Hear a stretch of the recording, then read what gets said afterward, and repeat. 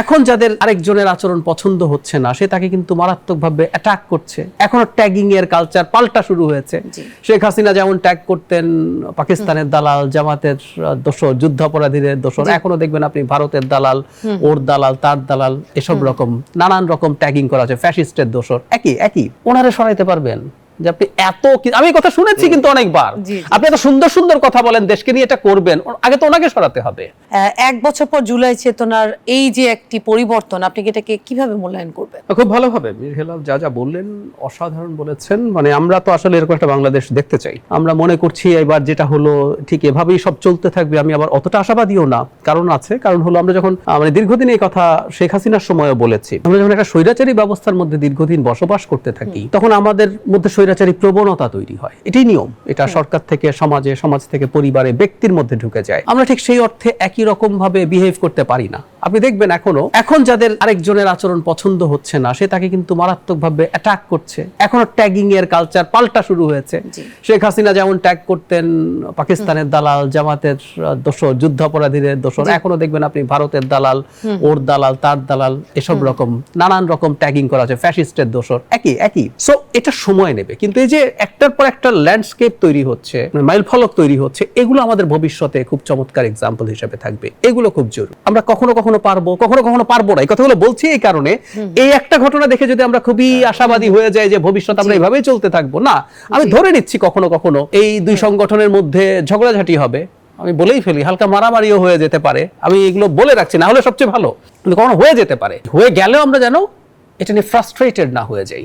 আমরা যে পরিস্থিতি থেকে এসছি, সামনে আমাদের যে পথটা আছে এটা খুব স্মুথ পথ না, এবং পৃথিবীতে ডেমোক্রেসির পথ স্মুথ না, পৃথিবীর কোনো দেশেই না। মানে যে দেশগুলোতে ডেমোক্রেসি তৈরি হয়েছে সেই দেশগুলোতে ডেমোক্রেসির ফাইট করতে হচ্ছে। এখন হচ্ছে ওইসব দেশেও রাইটিস্ট পপুলিস্টরা, ডেমাগগরা মাথা চাড়া দিচ্ছে এবং তারা তাদের দেশকে যে জায়গায় নিয়ে যাওয়ার চেষ্টা করছে।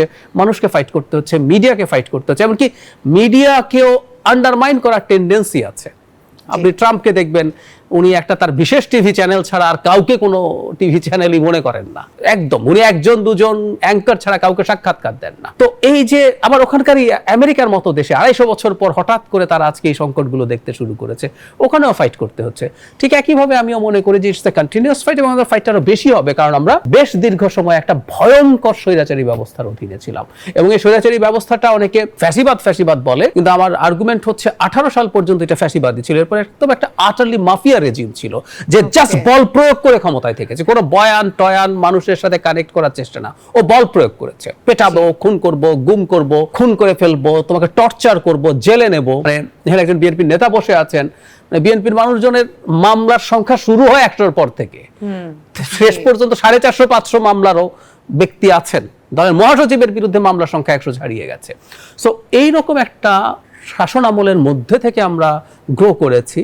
রাজনীতি যারা করেছেন তাদের মধ্যে ওই প্রবণতা আছে, সামনের সমস্যাটা আছে। তবে দিনের শেষে যে কথাটা আমরা প্রায় 1 বছর পূর্তি শেখ হাসিনার পতন এবং পালিয়ে যাওয়ার ওই মুখটায় আছি, মানে প্রধান কাজটা হয়ে গেছে। আমাদের যত সুন্দর সুন্দর কথা বলে, আজকে জনাব তারেক রহমান অসাধারণ একটা ভাষণ দিয়েছেন, এনসিপি তাদের একটা ইশতেহার দিয়েছে, খুবই বিস্তারিত, এবং এটা আমরা অপেক্ষাও করছিলাম।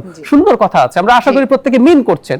এই সব কথার কোনো অর্থ থাকতো না যদি শেখ হাসিনা থাকতেন।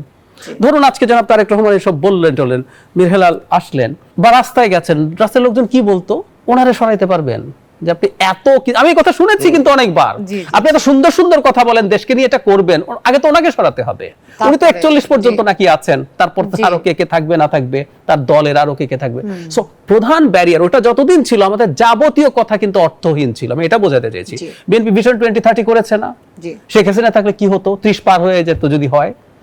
বিএনপি 31 দফা গত নির্বাচনের আগে যখন আন্দোলন করছে, বিএনপি তো নির্বাচনে যায় নাই, কি লাভ হতো 31 দফা দিয়ে?